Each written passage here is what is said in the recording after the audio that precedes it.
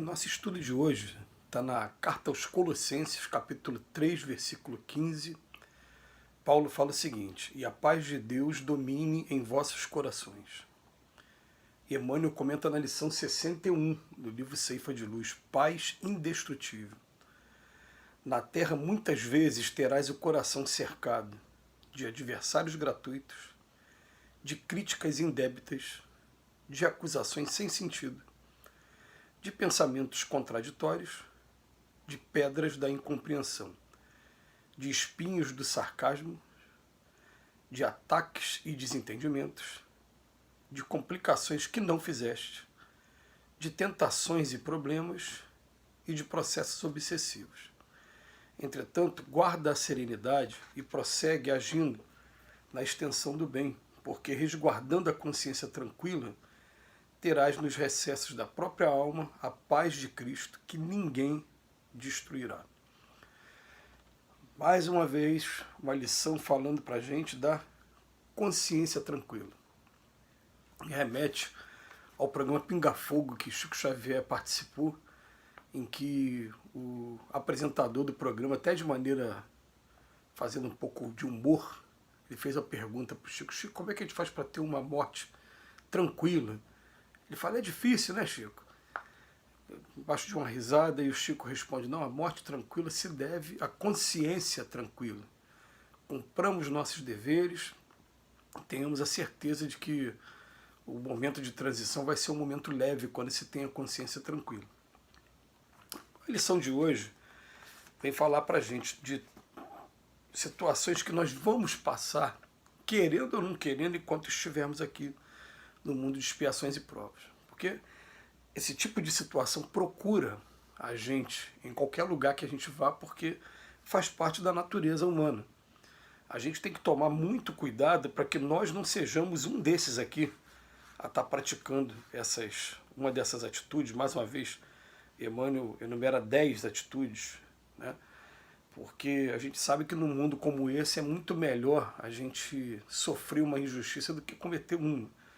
Então que nós não sejamos, de forma alguma, os autores de alguns desses comportamentos.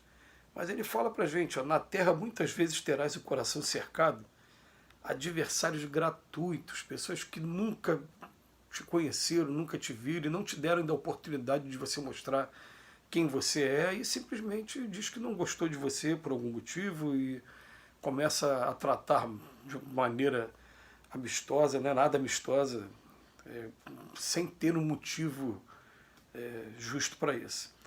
Críticas indébitas vai acontecer também muitas vezes, e normalmente essas críticas indébitas ela vêm do simples fato de que percebe-se tem pessoas que ainda não começaram a fazer e criticam aqueles que fazem.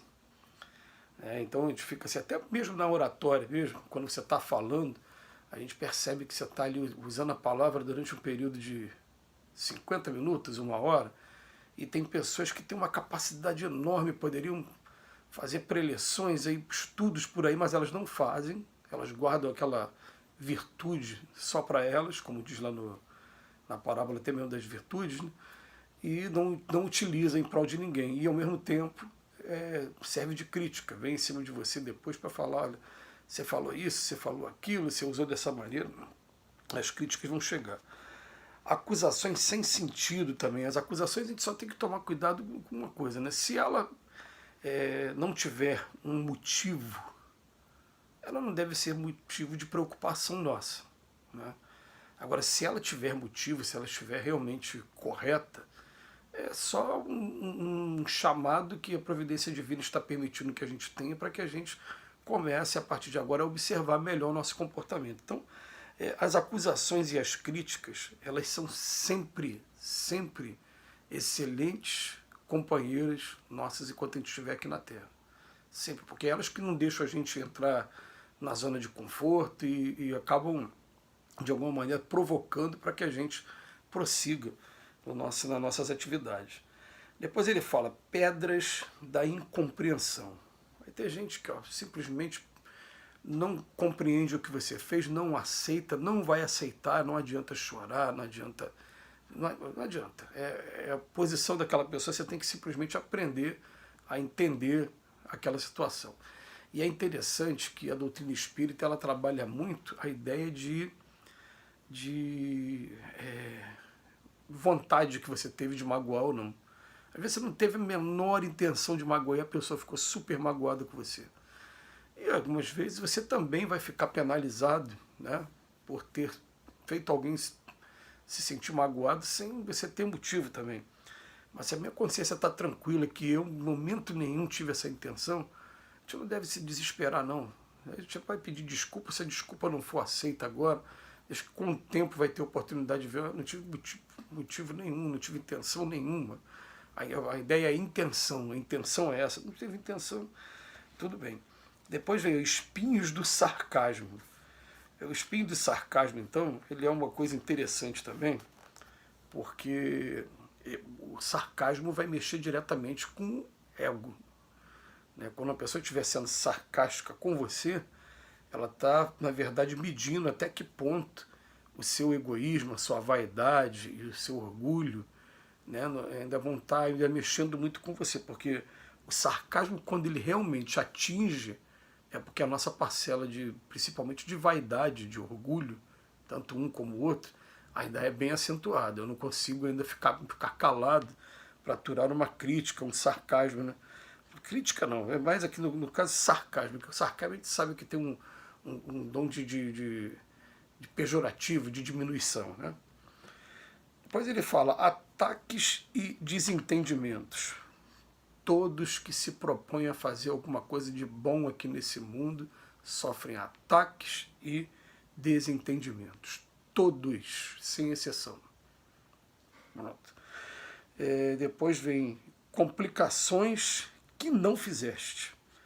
É interessante que eu conversando nesse final de semana com uma pessoa que me convidou para fazer o trabalho como agente religioso em presídio, da qual eu fiquei fazendo durante 7 anos, estudando o Evangelho segundo o Espiritismo com nossos irmãos que estão lá cumprindo pena. Ele passou por um processo obsessivo muito complicado, inclusive depressivo também, provocado pela obsessão, e depois ele foi informado que aquele processo era por conta do trabalho que ele vinha desenvolvendo, que ele vinha dando continuidade, né? Até mesmo porque os trabalhos feitos em presídios, ele teve alguns trabalhadores que foram preparados, mas não houve a preocupação com a renovação dos trabalhadores. Aqueles trabalhadores que estavam fazendo foram envelhecendo, desencarnando, e a princípio não teve uma continuidade. Quem começou a dar continuidade foi essa pessoa. Então, um processo obsessivo em cima dele se iniciou por conta disso, para ver se ele parava, para ele abandonar aquele trabalho. Então, complicações que não fizeste. A coisa vai acontecendo naturalmente.